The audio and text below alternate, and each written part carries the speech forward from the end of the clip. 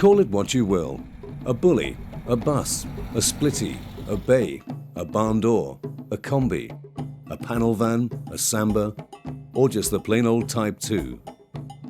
And whether it's used as a 12-seater, a bakery van, an ambulance, a flatbed, a surfmobile or a hippie hangout, above all else, it's a Volkswagen Transporter.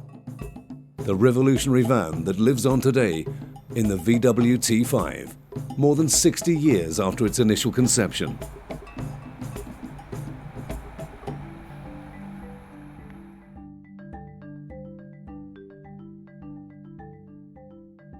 Developed as a multi-purpose vehicle for the post-war generation, for most people in the UK, the Volkswagen Type 2 is probably best known and loved in its guise as a camper van.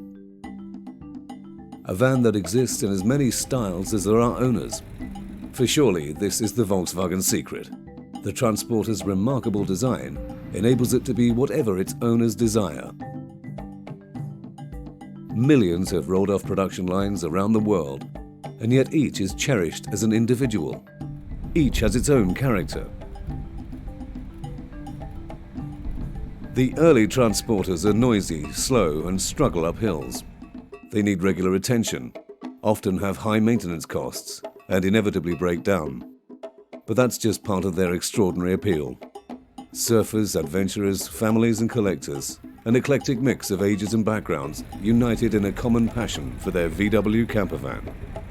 For all of them, the journey is always as important as the destination.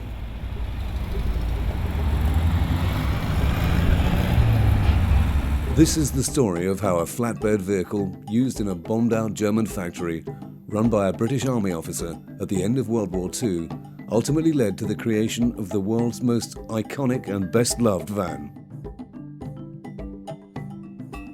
A van that has spawned numerous imitators, but one that's never been bettered. A van born of the needs of a post-war economy that became a world beater, only limited by the imagination of its owners.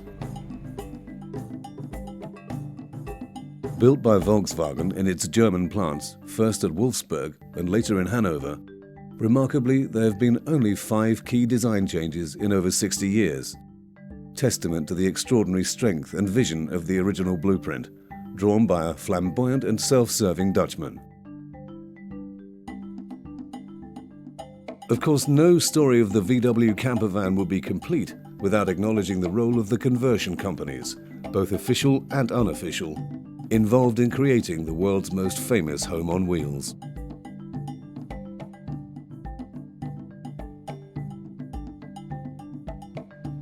But many are surprised to learn that it wasn't until the arrival of the T5 in the 21st century that VW made its own camper conversions.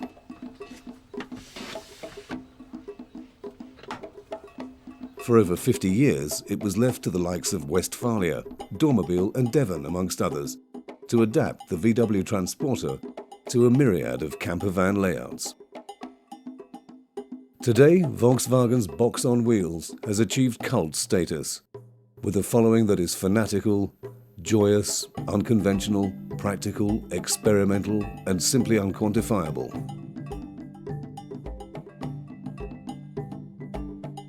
Some want genuine stock perfection. Others prefer the rat look, a handcrafted interior or customized paintwork. Some are used daily, others venture around the globe. While some are for family getaways, others hang out at the ever-expanding number of VW shows. However they look, sound, run or leak, however young or old, whatever their design, they are VW campervans, from T1 to T5, and this is their story.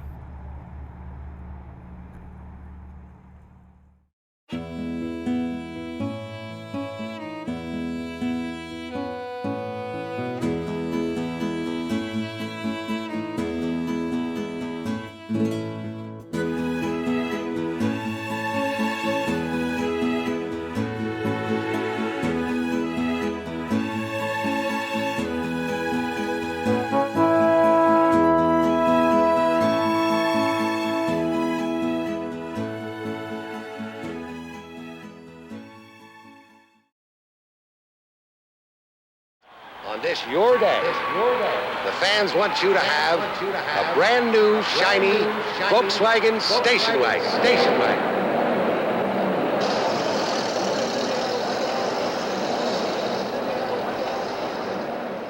The seeds of the campervan's creation lie with Ferdinand Porsche.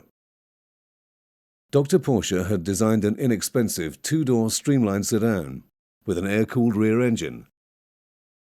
But just as development was underway, Porsche's backers pulled out. The Porsche Commander joint design had a very specific set of criteria for the people's car, or Volkswagen. It had to carry 2 adults and 3 children, or 3 soldiers and a machine gun. It had to be able to drive at 60 miles per hour. The engine had to be air-cooled so that it didn't freeze in Germany's winter. And fuel consumption would have to return at least 33 miles per gallon. The idea was to produce it in large quantities and people would pay for it by a weekly subscription. German families were encouraged to buy 5 Reichsmark stamps towards the purchase of the new Volkswagens. And soon 337,000 had joined the scheme.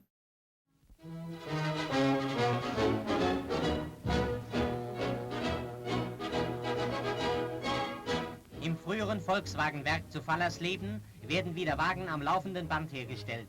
Die Fabrikhallen, die während des Krieges... The car was renamed the KDF wagon, and it was to be manufactured in a mile-long purpose-built factory with 90,000 workers housed nearby in a brand new town called Start des KDF Wagens.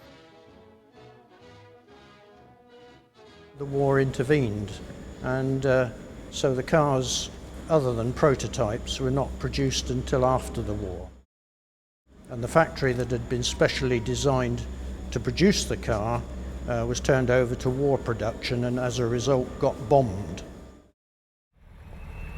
The factory was pressed into manufacturing the Kubelwagen, a military vehicle based on the KDF wagon.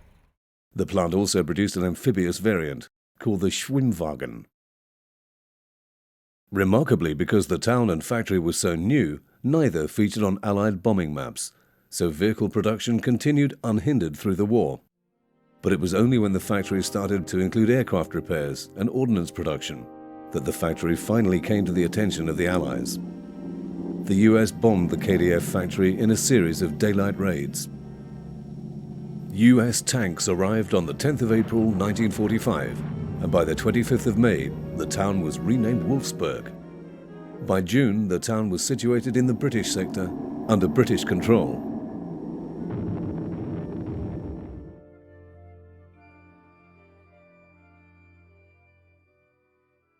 The clamour to exact reparations from the Germans meant that many thought anything salvageable from the factory would be sent to Britain or snatched by the Russians. The future of Volkswagen was on a knife edge. It would take the vision of a British Army officer to save the factory in the face of impossible odds. But for one man, Major Ivan Hurst, there wouldn't have been a campervan. Major Ivan Hurst was a 29-year-old engineer who was serving with the Royal Electrical and Mechanical Engineers. He was told to take charge of the Volkswagen plant, that his words were just to sit on the plant and to occupy it. At the time, there was no plan to put the factory back into production. The Allied military government had come to the conclusion that they would only have a German motor industry based on those companies that existed before the war. And Volkswagen hadn't got that far before the war. They weren't a producing company. So they were on the list of industries to be sold off as part of the reparations that Germany was supposed to pay to the Allies for having caused the war. A number of British and American motor manufacturers were offered the chance to purchase the factory. Having carried out extensive reports, all were of the opinion that there was no future for Volkswagen. Sir William Rootes of Rootes Motors and leader of the British auto industry told Major Hurst, "If you think we'll ever get cars built here, you're a bloody fool, young man." A formal evaluation by the British military also found little potential, but Ivan Hurst had other ideas. He was never given orders actually to put the Volkswagen factory back into production, but he saw that as a side benefit, if you like, for benefiting the local community and creating local employment and creating a local economy. He was visited by Colonel Michael McAvoy, who was another REME officer serving in one of the headquarters in Germany. A racing engineer, Colonel McAvoy, by coincidence, had test-driven a KDF wagon at the 1939 Berlin Motor Show. Hurst and McAvoy thought they could produce Kubelwagens for use by the occupying forces. But of course all the equipment had been spread to various parts of Germany so that the Allied forces couldn't restart production. There were various bits of cars lying around and they assembled one and got it running. So he painted one of the vehicles in army green, drove it around to the British Army on the Rhine headquarters, and they ordered 20,000. The thing for which Volkswagen recognises him was that he was the person who secured the first commercial order, and that put Volkswagen on a commercial footing. The future of Volkswagen was assured, and the birth of the VW Transporter took a giant step closer. The British Army, through Ivan Hurst's connections, lent the factory forklift trucks to move bits and pieces around the factory. And I remember Ivan saying that the German head of production came to him and said, look, we're going to have to stop production shortly because the British Army are demanding the vehicles that we're using to supply the lines, demanding their return. The German plant manager, Rudolf Bormann, was convinced the forklift's loss was the beginning of the end of Beetle manufacture. Production would grind to a halt without them. Hurst was altogether more phlegmatic. So he said, well, we're a car company, aren't we? Can't we make something? And Ivan Hurst sketched out a very rough idea, and the factory's experimental department translated that into the format of a small platform truck.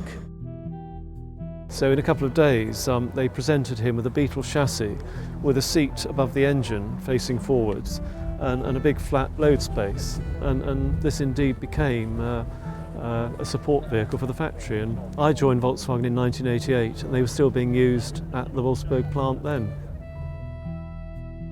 It's likely that the story would have ended there if it wasn't for the Plattenwagen and the arrival in Wolfsburg of a flamboyant Dutchman who many believe is the true godfather of the transporter. Ben Pon had followed the fortunes of the Beetle since pre-war times. He'd always believed in the car and was determined to become Holland's main importer. It was on seeing this on one of his visits to the factory that the Dutchman, Ben Pon, thought, maybe they could make a commercial vehicle. But a year later, on the 23rd of April 1947, at another meeting, Ben Pon first sketched something that had been inspired by the Plattenwagen. So he drew in his notebook, you can still see the notebook, he just drew it shaped like a loaf, like that. Engine at the back, over the wheels, driver at the front, over the wheels. And this is it, still, same machine. Fantastic. Well, this is regarded as the start of the Volkswagen commercial vehicle as we know it. It's drawing a simple, slightly more box-type shape to produce a very efficient, space-efficient load carrier based on the Beetle. With its engine positioned over the back axle and the driver over the front axle, sitting beneath a sloping cab roof, this was a van with an unmistakable loaf shape that was to become familiar to millions. Hurst apparently liked the idea of this loaf-like van, seeing its potential in the commercial market. But with the order book stacking up for the Beetle, Hurst's superior, Colonel Radcliffe, blocked further progress. He felt that VW didn't have the time or resources to consider building a new vehicle, and so to Hurst's dismay, Pon's idea was shelved. By the late 1940s, Hurst's focus moved to trying to sell Volkswagen. No buyers could be found, and so Hurst was instead tasked with finding a German to manage the company and build up a local management team. But eventually, somebody found a guy who had worked before the war for Opel, another German firm, And because that was part of General Motors, he had been to America, he was familiar with the English language. And so in 1948, in January, Heinz Nordhoff took over the running of the factory. Soon after his appointment, Nordhoff, with his truck and van experience, quickly realized that VW urgently needed a commercial vehicle to complement the Beetle. Heinz Nordhoff had the vision to say, yes, we're going to build a people's transporter. VW's newly appointed chief designer, Alfred Hasner, was briefed about the new vehicle design during an autumnal car journey, and within weeks, on the 20th of November 1948, he presented 2 design outlines for Nordhoff's vehicle. This vehicle, Hasner said, was designed for town and country, short and long distances, motorways and field tracks, goods and passengers, retail and industry. This commercial van is suitable for all sectors of business, express delivery and freight transport.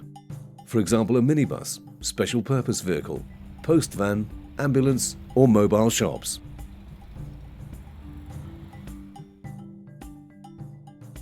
Hasner's design, known as Version A, imagined a van with a flat front and a dramatic roof overhang. Version B had a slightly curved and raked cab. Both had split windscreens, sliding cab windows, and the plunging V offset by the oversized VW badge.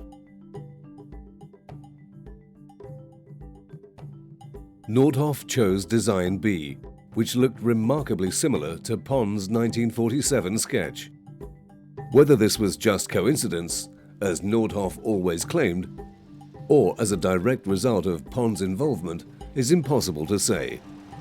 Nordhoff maintained that the 2 designs were a result of intensive market research and nothing more. Work began in earnest on a prototype for the VW29, as the new project was known internally. A scale model was produced for wind tunnel tests at the University of Braunschweig. The initial results of a drag coefficient of 0.75 were poor. But when they replaced the flat-nosed versions of the new vehicle with a dramatically more rounded and streamlined profile, incorporating a V to the windscreen and roofline, the drag coefficient dropped to 0.44, less even than the Beetle. To his designer's chagrin, Nordhoff became involved in every tiny detail of the VW29. He even concerned himself with the Spartan interior design of the driver's cab, demanding that the 2-seater be modified to seat 3 people abreast. But Nordhoff's continuing interference, difficult working conditions, undue haste, plus a shortage of design manpower, drove Hasner and his team into making an elementary mistake. From the outset, the new vehicle was to be based on the Beetle chassis, simply widened to carry the box-like structure of the new van. Because of the Beetle's well-known robustness, it was assumed the chassis would be sturdy enough to carry the much larger loads expected of it. But less than a month into the trials, disaster struck. When the prototype returned to Wolfsburg, the van was 6 inches lower. The weight of the body and its load had broken the back of the flat section at the center of the platform frame. But Nordhoff was undeterred.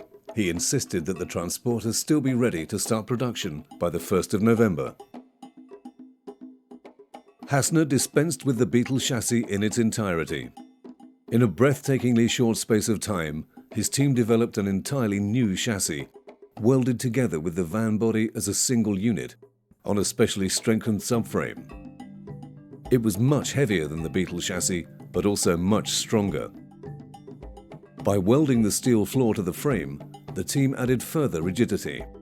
It resulted in a vehicle with the same wheelbase as the Beetle, that was only 8 inches longer. Nordhoff didn't want to go to the expense of a new engine, so the Beetle's 1131cc engine was kept, with the wartime Kubelwagen's reduction gear hubs. It was at this point that Nordhoff's brilliance really shined. He'd begun to realize that VW29 could be more than just a utilitarian van. a great deal more. Once testing was complete, Nordhoff demanded a range of prototypes be built, to include a pickup and an 8-seater minibus, as well as an ambulance.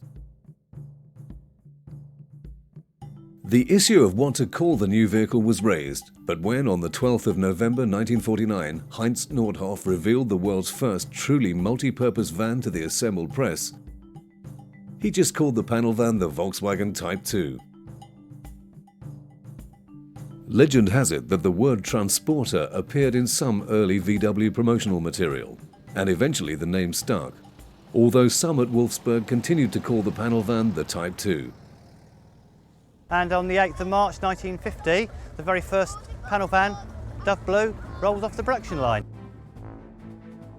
Production had begun at a steady rate of 10 vehicles a day.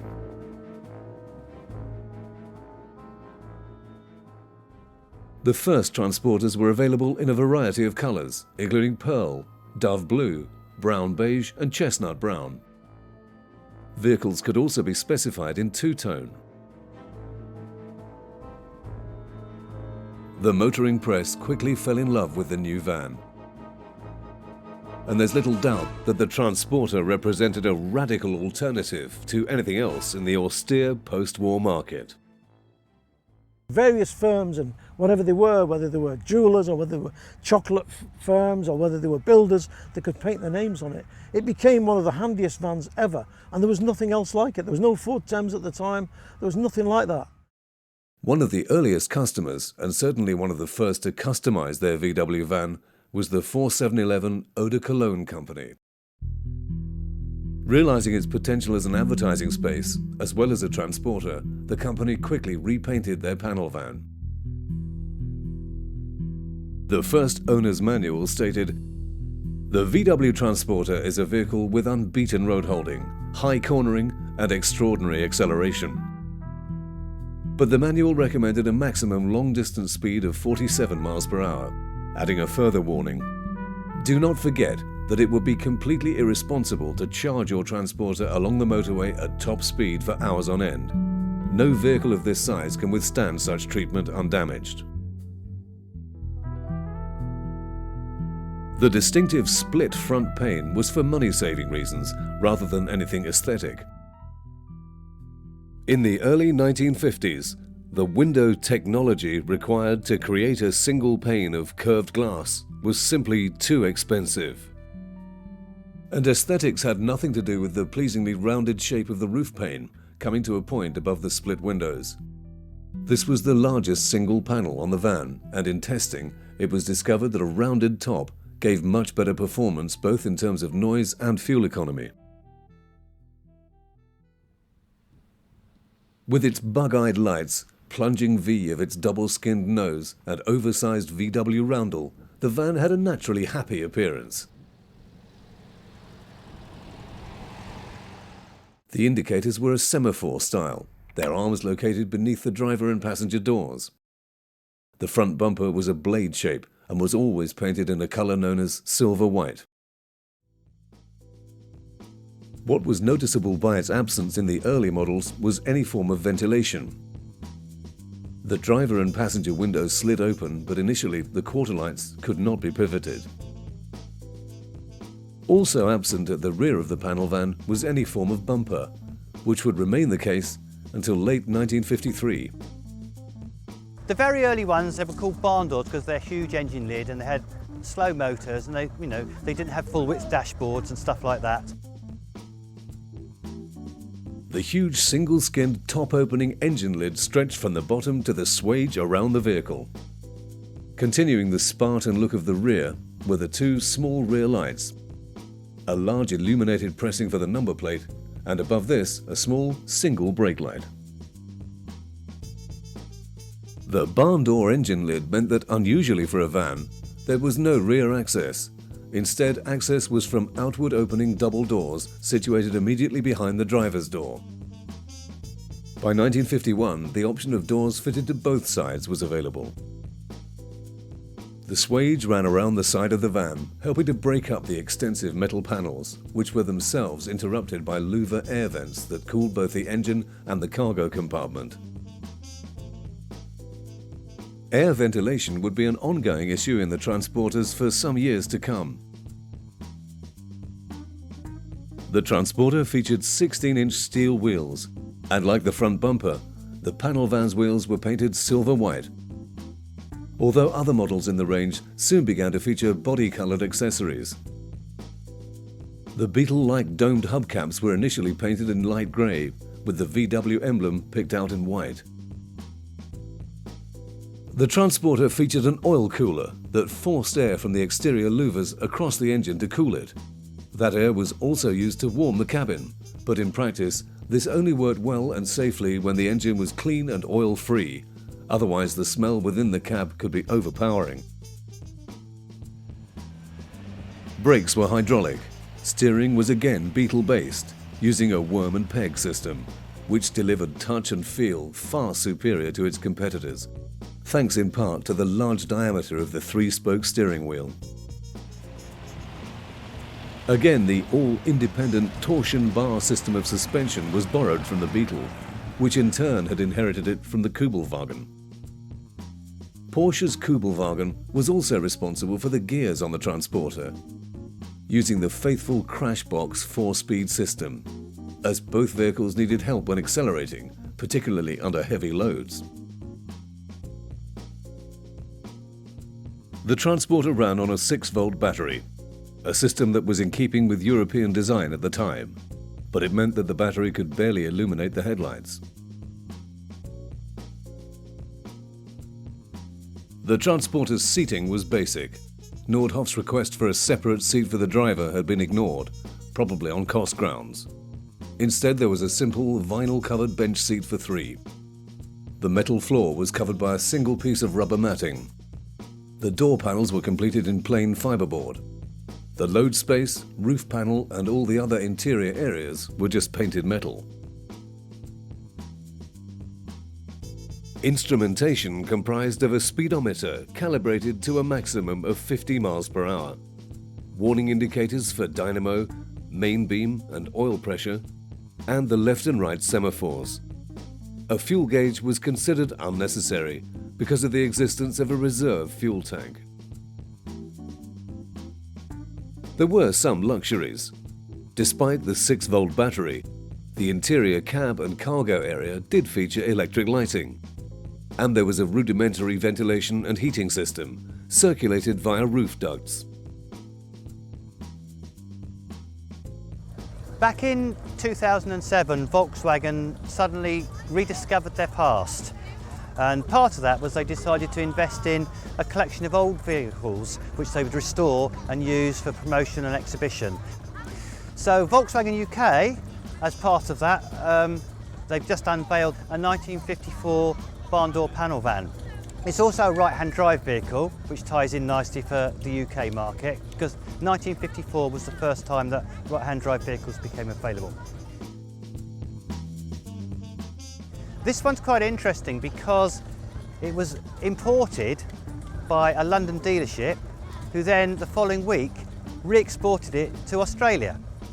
So it spent its time in Australia, which is probably why it was ordered with the factory safari windscreens for the climate.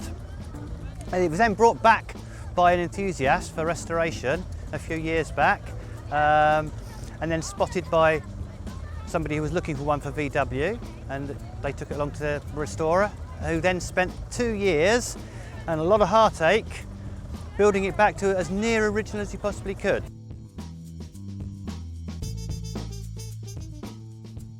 There were a few subtle differences which most people wouldn't recognise, to do with things like positions of the spare wheel, to do with the shape of the vents, and just general refinements in the body, but basically it was pretty much the same. In der Feldarbeit, vor allem bei Arbeitsspitzen, macht sich der VW-Transporter besonders bezahlt. Entfernungen zwischen weit... In May 1950, the camper van took another step closer to reality with the production of the 9-seater VW Kleinbus, or microbus, designed to carry passengers over long distances in some comfort. It featured glass where once there were only metal panels, soft cloth headlining, and vinyl-clad fiberboard panels. Concurrent with the microbus, and to great acclaim, Nordhoff's team introduced the Kombinationskraftwagen, Kombi for short, with its removable rear bench seating and 3 windows on either side. Interior panels, insulation and a rear window came as optional extras. Nordhoff's dream of creating a dual-role vehicle of freight mover and people carrier had become a reality. It was a true forerunner of the popular MPVs of today.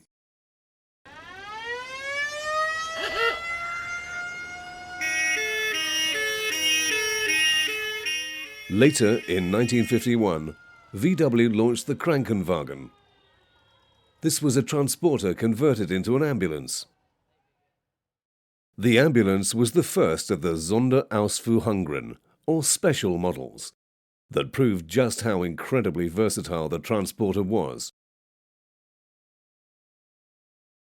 And the pickup, or Pritschenwagen, which followed, showed just how ingenious VW could be.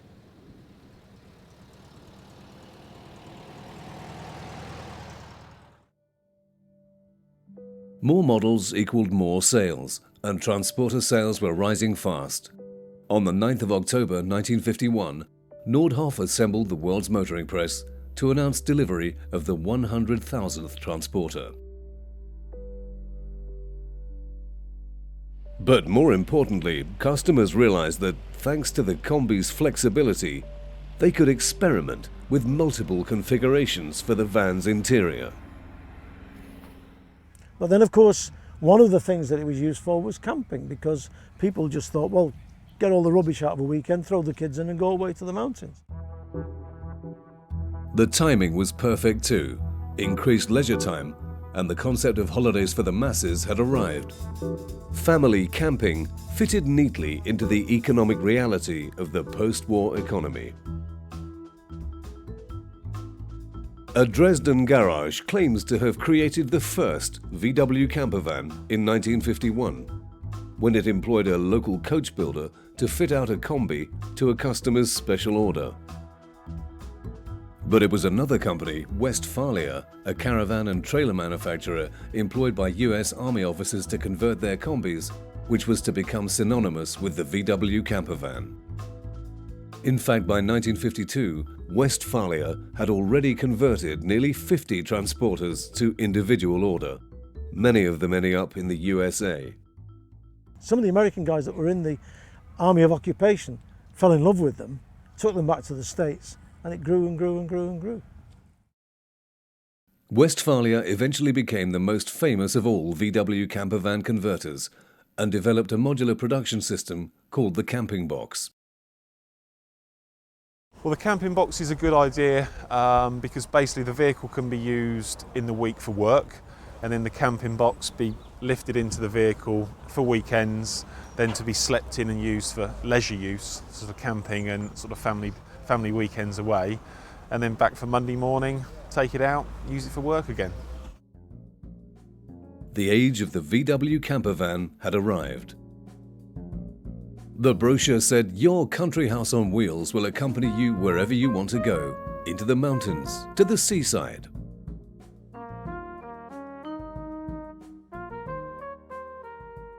It's a 1952 split-screen barn door panel van with a camping box interior. BBT, Bob in Belgium, purchased the 52 barn door and the camping box relatively at the same time, so he thought it'd be nice to put the two together and sort of keep some history on both parts, really. It's quite stock, quite original. It's been restored, but it's been restored to as near factory as possible.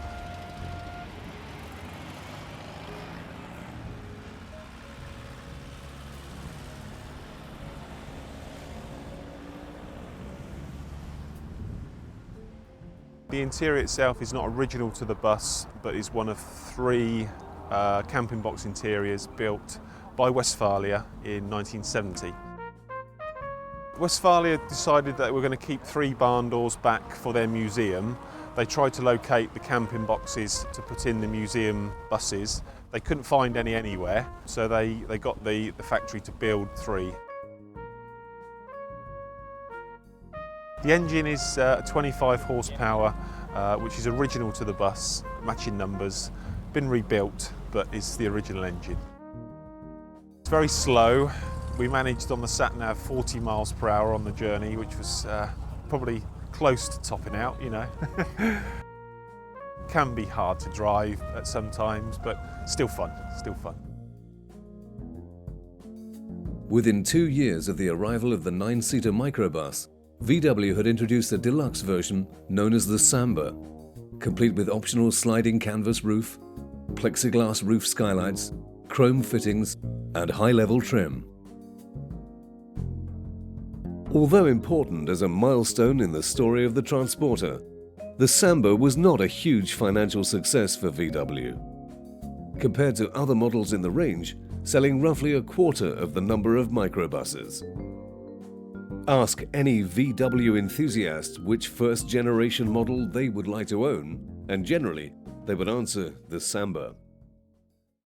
The Holy Grail, which is a right-hand drive 23-window Samba, which most bus owners would dream and wish to own. So the actual prices that they fetch now are just going up and up and up. It's like buying a new house, or, you know, it's a massive, massive investment, and you can't lose money on something like this. The early Samba's rarity only adds to their desirability. Pre-1955 buses are completely different to anything else, simply because Volkswagen undertook massive changes in March of that year and changed a lot of features about the bus. The most important and noticeable one is the size of the rear engine lid. The engine lid goes from the bottom of the valance up to the bottom of the window, whereas later buses, they have the shorter engine lid with a rear hatch. The dash is completely different, very minimal, very basic. A lot of the running gear is different, and they're just unique. The interior came from a Swedish bus, and I swapped it for my middle seat, which is kind of sacrilege, but it's my bus and that's what I wanted to do, and I have no regrets whatsoever. In March 1955, major styling and mechanical changes were implemented. And in 1955, the Transporter had a redesign, and it got the shape of the Spitty, the T1 that everyone knows now. So that with a full width dashboard and all those kinds of things that one recognises, and different indicators and things like that. But now came something far more visually significant: the new cab roof design, which created the now familiar overhang above the split window. It enabled the concealment of twin grilles, instrumental in greatly improving heating and ventilation. Air was now delivered to a distribution box beneath the cab roof panel, which could be mechanically controlled. Another significant and much welcome change was to the rear styling, allowing the introduction of a tailgate. The smaller engine space saw the fuel filler repositioned to the right-hand side of the vehicle, and the spare wheel placed behind the driver's seat. The Transporter now boasted a capacity of 4.8 cubic meters. The chassis was further strengthened, hydraulic shock absorbers fitted to improve the ride, and 15-inch wheels replaced the original 16-inch type. Interior styling was also improved. The austere, functional dashboard was given a makeover, resulting in a more attractive, full-width design, similar to the Samba.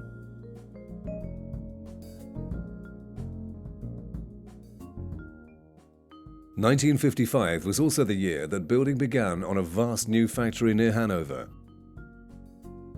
The Transporter's continuing success convinced Heinz Nordhoff that the time was right. Opening in 1956, the factory was described as the most modern and beautiful automobile factory in Europe, and was soon producing 400 Transporters a day, rising to 750 by the early 1960s.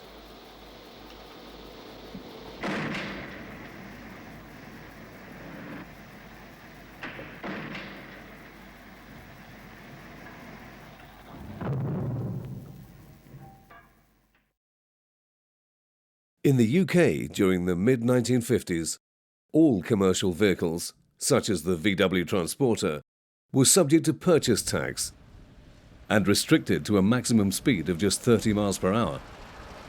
However, motorhomes were exempt on both counts, providing the internal fittings such as the beds, cooker, wardrobe, dining area and water carrying equipment were permanent.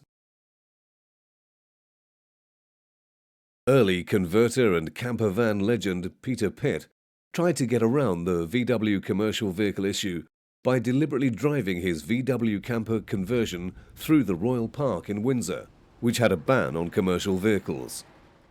He was subsequently arrested, and the resulting court case ruled that Pitt's motorhome was not a commercial vehicle. Unfortunately for Peter Pitt and other converters, continuing high import duty precluded the Volkswagen from the standard motorhome range until 1960.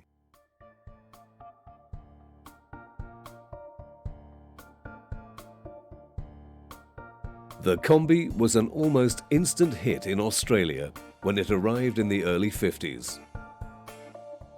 The Australian love affair with the VW Combi had begun. It's a 1959 van from Australia, and when it came over there was nothing in the back at all. It was just bare metal, typical Australian Combi. And we built a reproduction Devon interior to go inside it of a similar age, so it's a late 50s Devon interior in a late 50s bus.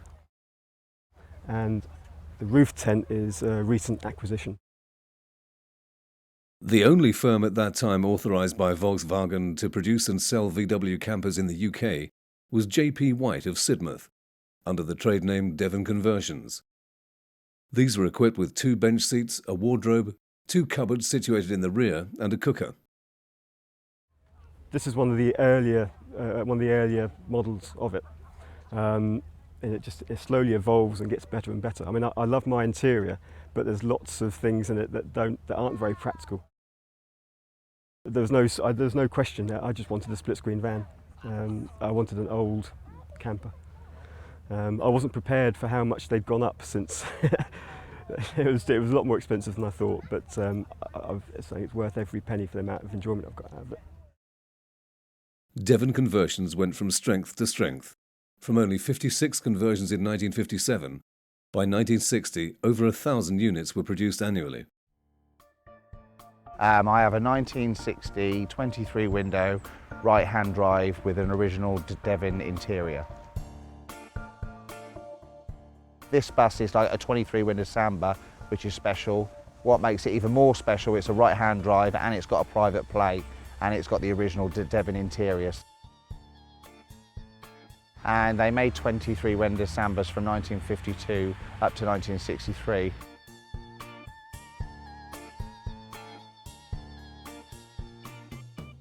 In the early 60s, they were used as microbuses to export and people round to hotels and back to the beach and back. When it was built in 1960, it went from Germany, the factory in Hanover, to Sweden, because what happened in the late 50s, early 60s, Sweden changed government and they went from left-hand drive to right-hand drive.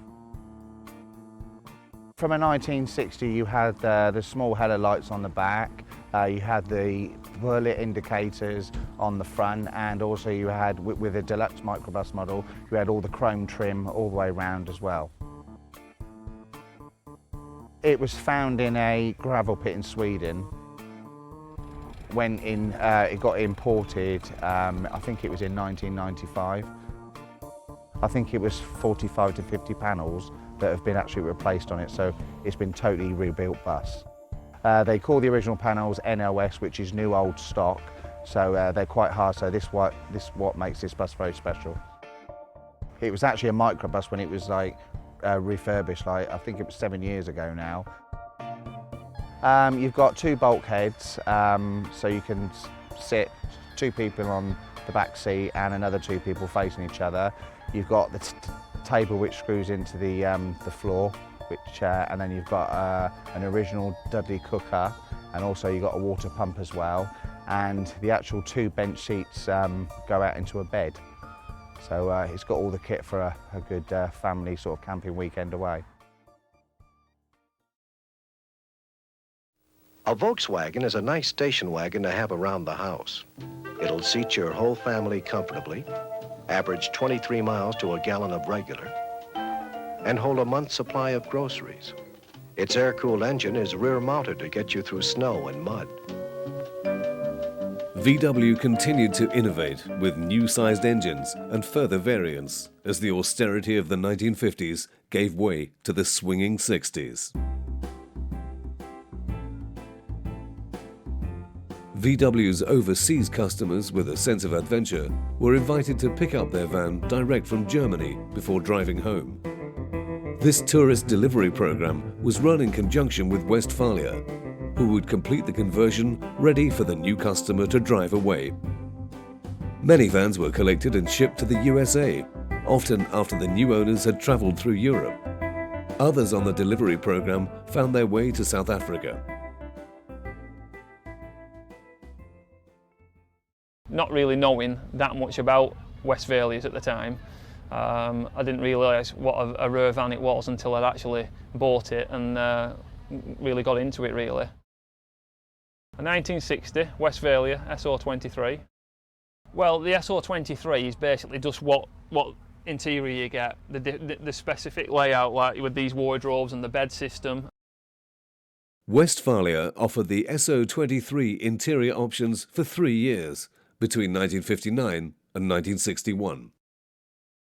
The SO23, which is this one, is probably one of the most sought after ones in right-hand drive form, which there's not many of them. There's only about 3 or 4 in the UK at the moment. It's the original colours, which is mango green on the bottom and seagull grey on the top. Everything about it is as it should be when it was brand new really. Everything you see, even the awning's the original awning to the van. It looks more like a Punch and Judy sort of thing, but these are the original things really, and again they're very, very rare to get hold of, especially in right-hand drive form. This particular van, it came with every extra you could order from Volkswagen. It's got opening safaris at the front, every window is a pop-out so they all open up. Well, the interior I was totally stripped back because it was from South Africa. All the wood was peeling and so we refurbished everything in it really. All the running gear's new gearbox, new engine, all the brakes, shock absorbers, all new glass in it. I put new glass in it because it was delaminating from the sun in South Africa. All the soft furnishings are new, but they're to the original spec. There's a guy remaking the stuff. To the original sort of standard, and so that it costs more, but I went for that really because it is original. By the 1960s, the Devon had changed considerably and improved. The campers were equipped with a double bed and single beds for children, a large awning, curtains all round, and even stainless steel cutlery for 4. This is a 1962 Devon Caravette. It's one of the last years with a small rear window in the hatch. The year after this, the 63, that's when there were a lot of changes. But the important thing about this particular vehicle is its originality and low mileage, authenticity. I had a phone call from a friend who said there's a really nice van for sale, we should go and have a look. And bring some money with you as well. I was told that it's very original and this and that, but until you actually see a particular vehicle, you don't know. We had a good look at it, and sure enough, it was pretty much original, so we bought it and drove it back to London. And closer inspection is like, you can't really find many faults, a few little dings in the bodywork, but other than that, very, very original and low mileage. The elderly gentleman bought it brand new in '62. I have the original sales invoice, and he paid just over £900 for the van, brand new. It has now done 31,000 miles, which for a right-hand drive vehicle being rust-free, low mileage, it makes it quite unique. The only work I've done is to paint the wheels and the bumpers and fit a new set of tyres. Leuchtende Buchstaben symbolisierten in Europas größtem Automobilwerk eine stolze Bilanz. Nordhoff welcomed the press back to VW on the 2nd of October 1962, 12 and a half years after its debut, to announce the 1 millionth transporter. In Britain, Martin Walter Limited had been producing motorhome conversions based on the Bedford CA chassis since 1954. The by then famous Dormobile conversion had evolved gradually, but its most striking design feature was the Dormobile's revolutionary elevating hinged roof, enabling adults to stand and two people to sleep in fold-away roof-level bunks. Yeah, this is a 1963 Splitty. It's a SO36 Westfalia camper. This is very special because the 36 model has the Dormobile roof.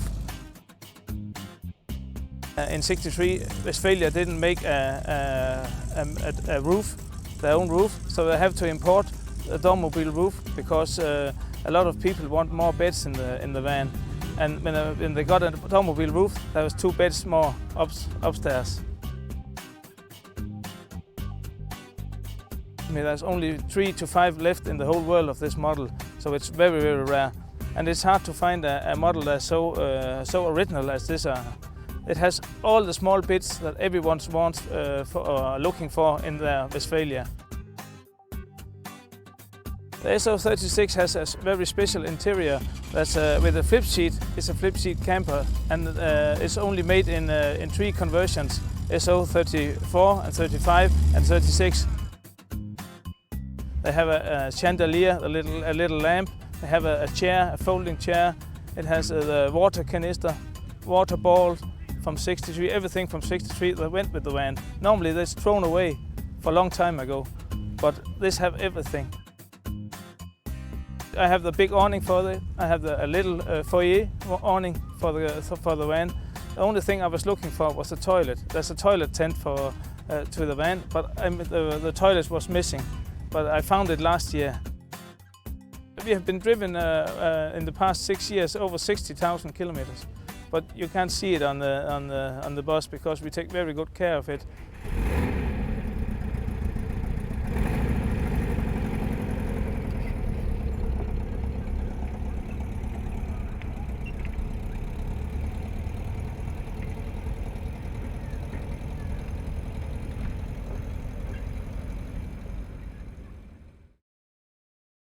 For Martin Walter, other innovations included the Doormatic seating design, enabling seats to be used in a variety of different ways. I've got a 1967 split-screen microbus, and it has a rather unusual Doormatic seat arrangement inside, which is an English conversion, which I think there's probably about 5 or 6 possibly in the country. It was a conversion that was made by an English chap called Martin Walter during the 60s. It's original paint, so there are certain bits on it which I'd like to address, but if I address that, then you're defeating the object of having an original paint vehicle. So I just let the elements do its worst, and if it gets out of hand, I'll start possibly restoring it then. But no, original is the theme here, and you know, I just rather keep it as it is. Although Dormobile conversions were well liked, by the 60s, Devon had become the most popular UK VW camper option, offering conversions with exotic names such as the Caravette and Devonette. With conversions available on either the Combi or Microbus, a Devon was recognisable by its superb interior finish of light polished oak, offset by curtains and usually a checkered floor.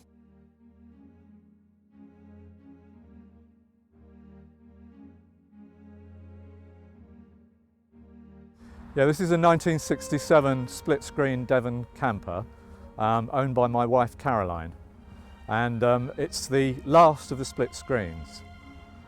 This one was made in Germany, imported into Britain and converted into a camper by Jack White, who made all the Devon conversions down at Sidmouth, very close to where I live. It was bought for somebody's retirement, and then shortly after that bought by a wonderful old lady called Barbara Gabb, who had it for most of its life. This is one of the most original interiors in the country. It really hasn't been chopped about, it hasn't been messed about with, and it comes with all its original equipment. Well, it has a small cooker unit with a cupboard underneath it. The cooker unfolds and magically folds away again. It has no sink, it has no water tank, it just has a water carrier and the original plastic bowl that came with it in 1967. And that bowl was designed to go on a table on one of the open doors, and it has a small aluminium shaving mirror that went above the bowl. So the idea was, they were hardy in those days, you'd stand outside and wash your hair or shave in the bowl, looking at yourself in the mirror. It has two quite large storage cupboards, one of them under the back seat and another under the little side seat. And then at the back it has a crockery and cutlery storage cupboard on the right-hand side. On the left-hand side it has a small wardrobe for hanging up your clothing for your week away. This van is a walk-through version, which means that you can walk from the front driving area to the camping area at the back of the van. And that's a great advantage because it means that you don't have to get out of the van, walk round to the back, pass the bulkhead and then get into the camping bit.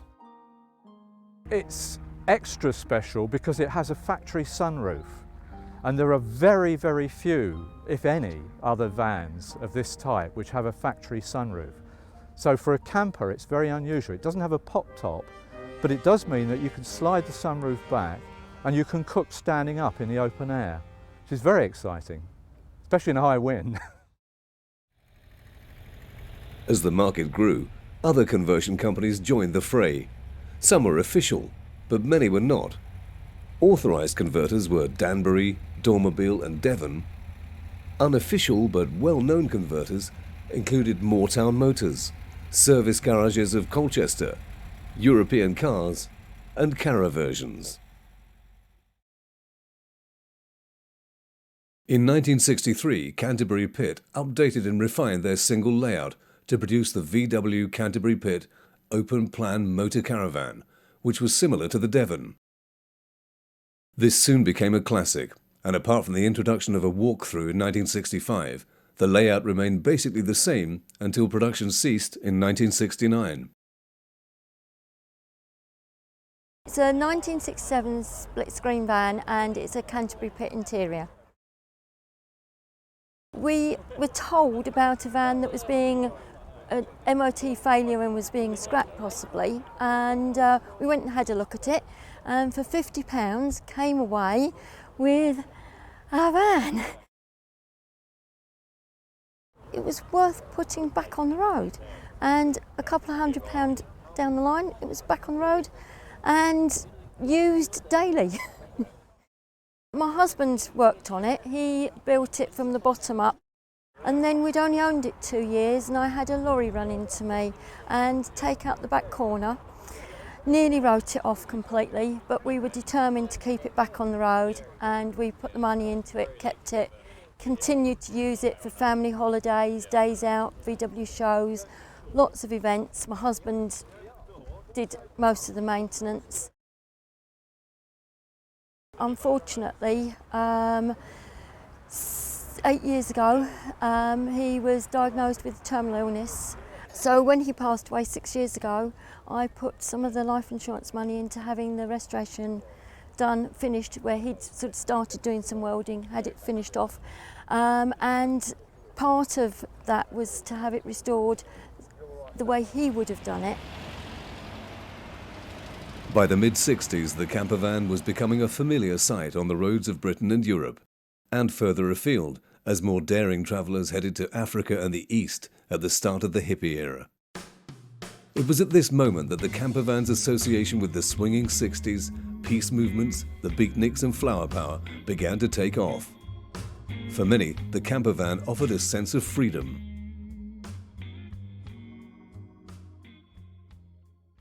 I've got a 1967 Volkswagen Type 2 split-screen camper, Westfalia conversion. Yeah, the key features with the 67 Westfalia model was the interior really. They'd really sort of gone away from quite a basic camping interior to a functional yet roomy interior, which was easy to keep clean and just functional. Plenty of wardrobe space, cupboard space, a child's cot to go over the cab area. They had the pop-top roof, which allowed somebody to stand up and move around inside. You had the option with the SO42 to buy a camping, what they called the big top tent, which fitted on the side of the double doors, which again allowed you greater living space, also with the option of a roof rack. These were all options that you had to buy from the dealer. They didn't come as standard.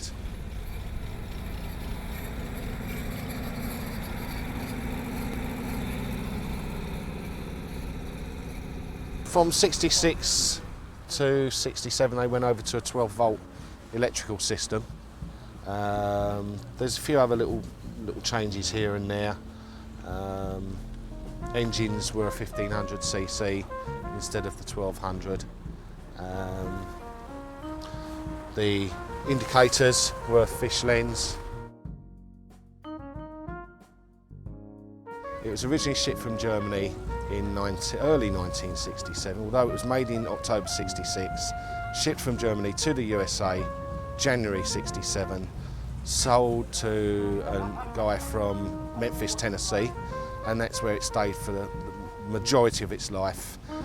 Got shipped back into England around about 2005 by a restorer called Martin Hall, who gave it a total bare metal respray, total strip down, restored it with the interior. He kept the original interior and just cleaned it up, put it all back together, and you can see for yourself it looks like it's just stepped out of the showroom. The VW camper van's inherent individuality, the blank canvas it offered for those wanting to customize it, added to the appeal, as did its affordability. As opposition to the Vietnam War grew, it fitted neatly into the anti-war movement too. Much like the hippie scene, for surfers, the VW camper van represented the cheapest, friendliest way to hang out and wait until surf was up.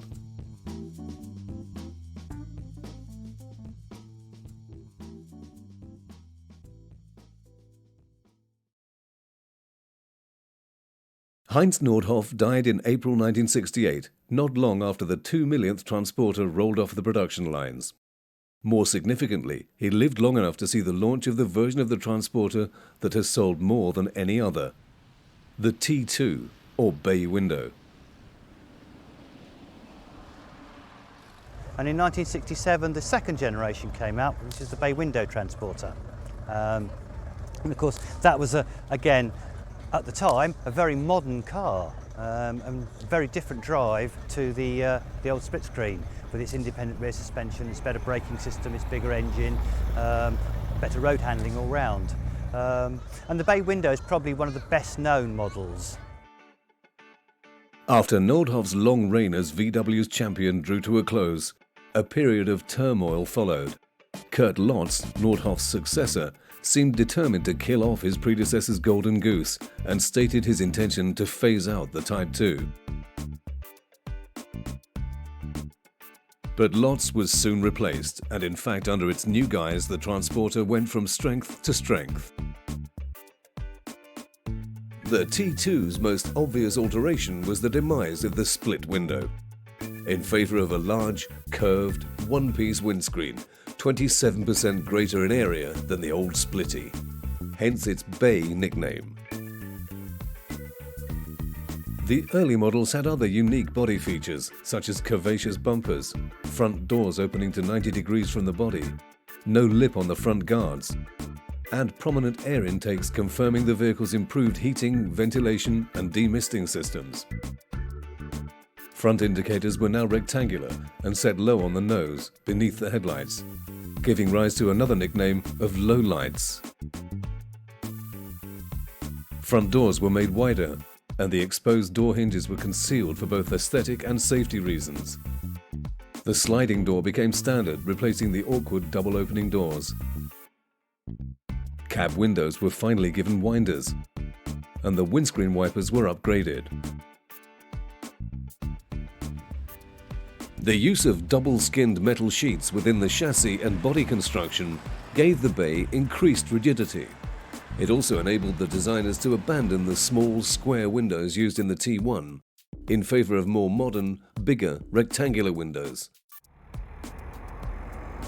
The stronger chassis meant it was also slightly heavier, and to compensate, the T2 favoured a new 1.6-litre engine. Fuel consumption of 23 to 25 miles per gallon and a top speed of 65 miles per hour remained the same, but a larger fuel tank extended the cruising range to 300 miles between refueling. The drive was improved significantly with better transmission, smoother steering, and a new gearbox that did away with the reduction gears in the hubs. Also improved was the suspension, thanks to the double-jointed rear axle that delivered an almost car-like driving experience. The interior was also redesigned. It felt different and airy, with much better visibility. The T2 was destined for further improvements and modifications through the 70s. But this first new model was a remarkable improvement in ride and comfort. For many traditionalists, though, the Bay lacked the character of the Splitty. VW continued to make improvements to the Bay. In 1971, a new, more compact 1700cc engine was added, greatly improving performance. Also uprated were soundproofing and the rear lights, made larger for safety reasons. In September that year, the 3 millionth Transporter was delivered. 1973 Bays featured a new engine, but a mix of old and new styling, and so were described as crossovers. Modern safety concerns drove the biggest changes to the T2 during its production. In 1973, the front was substantially modified to create a crumple zone that would buckle in an accident. The bumper step was moved inside the doors. The indicators were moved from below the headlights to either side of the ventilation grills, creating the look that stayed with the T2 until production ended. In 1975, the last major upgrade of the T2 occurred when VW added their largest ever engine to the lineup. It was the 2-litre air-cooled engine from their joint mid-engine sports car project called the VW Porsche 914. It offered T2 owners a top speed of 90 miles an hour. The VW camper continued to outsell its competitors around the world several times over. No one could compete with a van that was just the right size and so easy to drive and park.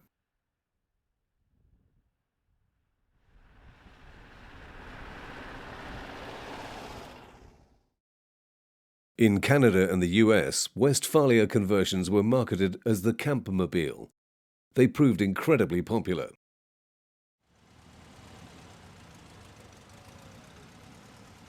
Yeah, I've got a 1976. It's Type 2 VW. It's an American spec. It's a Campmobile Deluxe.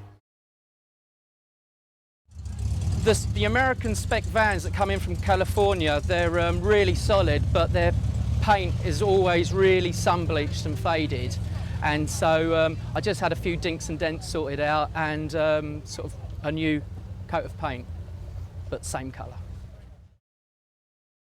I think the Californian vans were all one colour. They only came in a few colours. This one's tiger green. The Campmobile Deluxe comes with a two-way fridge and a stove and a sink. You could get four and a half people in because it's got double bed downstairs, double bed upstairs, and you can get a child's bunk across the cab. The LPG supplies the stove. Most people who import the vans rip that off because they like to lower their vans, but I've kept it at stock height and kept this, so it's quite rare these days. The last German-built T2 left Hanover in 1979, but it wasn't to be the end of the T2.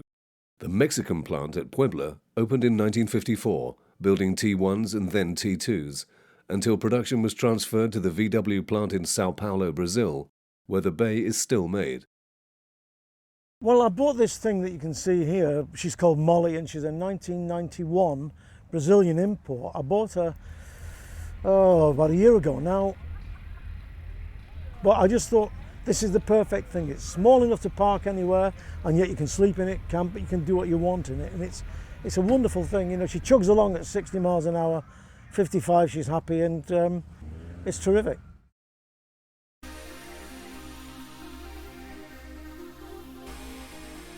The bay window continued until 1979 when the T3 came in, and T3 production, which is a complete redesign. It had a wedge shape, and a lot of people feel that it lost a bit of character in doing so. The T3 was confusingly known as the T25 in the UK, and the T3 or Vanagon in the US, or nicknamed the Wedge or Brick. It was something of a surprise when the T25 was finally revealed as the Transporter's third incarnation. The Wedge design had taken the Transporter far from Pond's original sketch, and for some, it signalled the beginning of the end. The surprise was that the T25 shared as many characteristics with the T2 as it did in the increasingly competitive modern market. Particularly unexpected was the air-cooled rear engine. The increased dimensions had made the T25 heavier, and it was soon apparent that the existing 1.6-litre petrol engine wasn't really up to the job, so a larger 2-litre option was made available.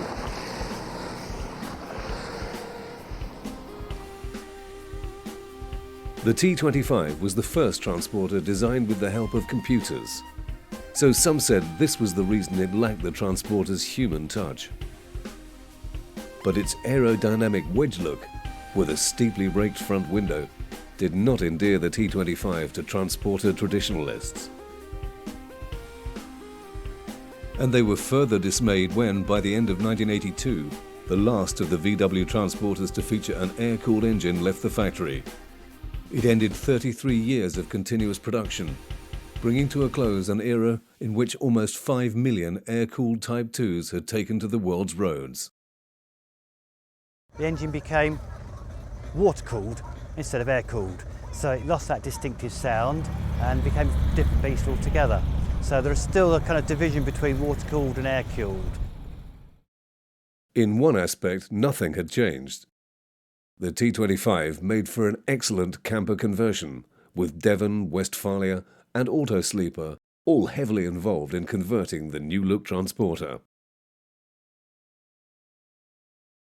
Further change was afoot when, in 1985, VW entered the SUV or sports utility vehicle market, with its four-wheel drive T25 called the Syncro.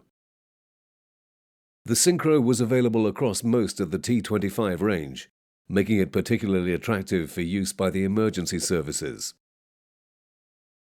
The T3 continued through until 1990, then the T4 came along, which is very popular, particularly as a commercial vehicle with the AA and fleets and things. In 1991, VW broke completely with the past, creating an entirely new breed of vehicle. The next generation T4, or Eurovan, shared few characteristics with its historical stablemates, with car-like dashboards, quality in-vehicle entertainment, and easily adjustable seating. It's the biggest turnaround, if you like, in the design of a vehicle. It kept its all-independent suspension, but you had an air-cooled engine longitudinally mounted driving the rear wheels, and we ended up with a product with a transverse engine at the front driving the front wheels. But what remained was, if you like, a base vehicle that was again designed for carrying people and passengers, all-independent suspension, higher quality perhaps than competitors, more money put into the engineering side and durability. And you know, the Transporter, the T-Series if you like, has achieved the same success on the commercial vehicle side as Volkswagen has achieved with passenger cars. Although it failed to capture anything of the character and charisma of earlier Transporters, the T4 sold almost 1.5 million vehicles, helping the Type 2 to pass the 8 million mark in 1997.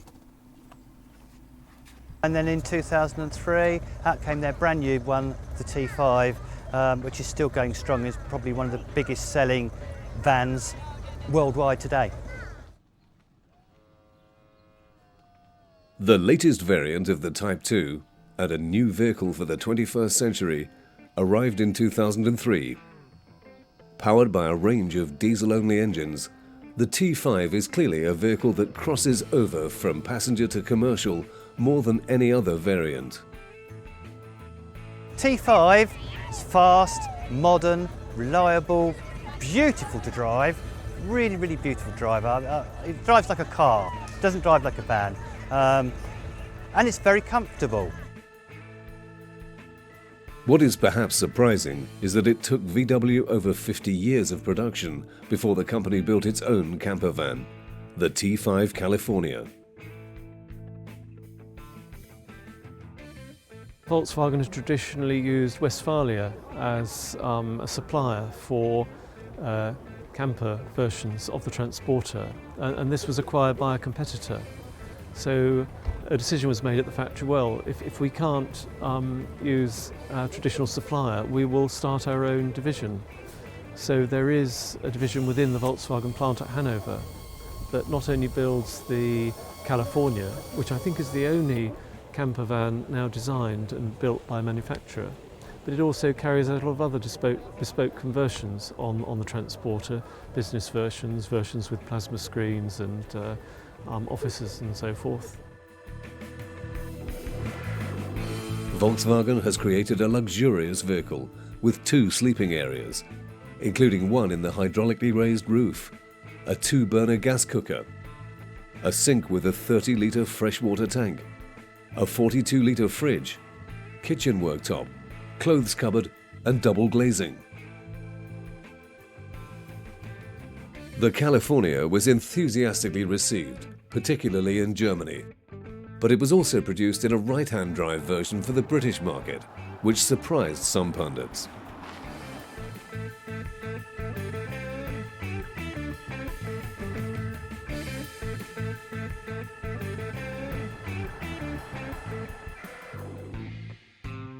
So popular is the VW camper van scene nowadays that across the UK, there are VW camper festivals and events almost every weekend between Easter and the end of October, including Camper Jam, Vanfest, and Brighton Breeze.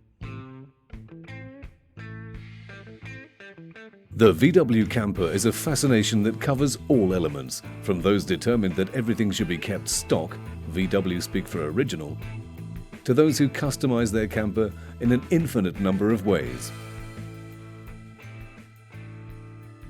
That's all leather, cream leather with orange piping, that's all been, these are all new units, everything. It's been rebuilt from a wreck. It was orange and cream, but this, the respect, it's metallic orange this, it's not the ordinary orange, it's metallic. You know, I had nothing but the best. What they like me?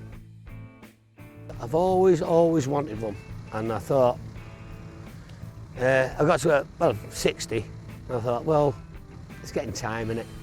If I don't get it like before that, I won't have much time to enjoy it.